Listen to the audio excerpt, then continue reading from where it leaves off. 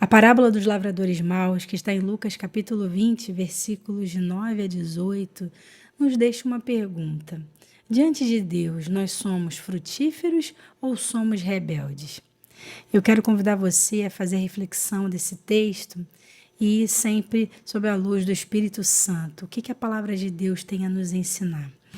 Bem, versículo 9 começa dizendo assim: E começou a dizer ao povo esta parábola: certo homem plantou uma vinha, arrendou-a a uns lavradores e ausentou-se por muito tempo. Então Jesus, ele está ensinando os seus discípulos, né? Esse certo homem representa Deus. Ele é o dono da vinha. E a vinha simboliza Israel. Isaías 5, versículos de 1 a 7 fala sobre isso.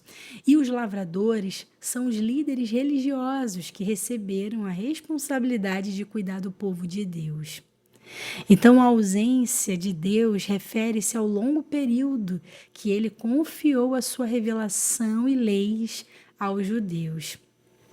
O versículo 10 diz: E no tempo próprio mandou um servo aos lavradores, para que lhes dessem o fruto da vinha. Mas os lavradores, espancando, mandaram embora vazio. Então, esse servo enviado representa os profetas do Antigo Testamento, como Isaías, Jeremias, Elias. Eles foram enviados para chamar Israel ao arrependimento. No entanto, foram rejeitados, perseguidos e até mortos. Versículo 11: E tornou a enviar outro servo, mas eles, espancando também a este e afrontando-o, mandaram embora vazio. Então Deus enviou mais profetas, mas novamente foram rejeitados. Então isso está dizendo que a paciência divina dá oportunidades para Israel de se arrepender, né? Deus, ele é longânimo, ele é paciente. E ele tratou Israel e tem tratado Israel ao longo de todas as dispensações com paciência. Assim também como essa humanidade nessa presente dispensação, que é a dispensação da graça. Já se passaram 2000 anos em que Jesus, ele voltou para o Pai. E nós estamos aguardando por sua volta. Então isso está revelando a paciência de Deus. Não que alguma coisa está impedindo, né, que ele venha buscar a sua igreja especificamente, porque Deus é o dono do tempo, de todas as coisas, mas é porque ele é paciente, ele quer que as pessoas sejam salvas. No versículo 12, ele torna ainda a enviar um terceiro, mas eles, ferindo também a este, o expulsaram. Essa repetição está falando sobre a persistência do pecado do povo e a contínua rejeição à voz de Deus. Depois o versículo 13: E disse o Senhor da vinha: Que farei então? Enviarei o meu filho amado, talvez que vendo o respeitem. Nós sabemos que é o Messias, é Jesus. Deus, em sua longanimidade, enviou o seu próprio Filho na plenitude dos tempos, esperando que ele fosse aceito. Esse é o clímax da revelação divina. Então Jesus, ele foi enviado aos seus. Então nós vemos que o Senhor enviou Jesus, mas o que aconteceu? Versículo 14: Mas vendo os lavradores, arrazoavam-se entre si, dizendo: Este é o herdeiro, vinde, matemo-los para que a herança seja nossa. Então esses líderes religiosos, eles reconheciam a autoridade de Jesus, mas em sua rebelião decidiram matá-lo para manter o controle sobre Israel e sua posição de poder. O nível do povo na época em que Jesus ele veio era um nível mais egoísta e mais distante do coração de Deus. O povo de Israel estava vivendo numa soberba, num orgulho muito grande, a ponto deles reconhecerem a Jesus, saberem que ele era inocente, não era digno daquela morte e mesmo assim executá-lo. Então você vê como que uma geração ela pode viver, pode errar, se não forem vigilantes. Então o versículo 15: Lançando fora da vinha o mataram, que lhes fará, pois, o Senhor da vinha? Então, a crucificação de Jesus aconteceu exatamente fora de Jerusalém, né? Como diz Hebreus 13:12. E a pergunta final antecipa o juízo divino. Versículo 16: irá e destruirá esses lavradores e dará a vinha a outros. E ouvindo eles isso disseram: não seja assim. Então, Jesus está profetizando o juízo sobre os líderes de Israel. E isso aconteceu em 70 depois de Cristo. Jerusalém foi destruída pelos romanos, né? Pelo general Tito, que invadiu e tocou fogo Jerusalém inteira. Então a vinha, a obra do reino, foi dada à igreja, composta de judeus e gentios crentes.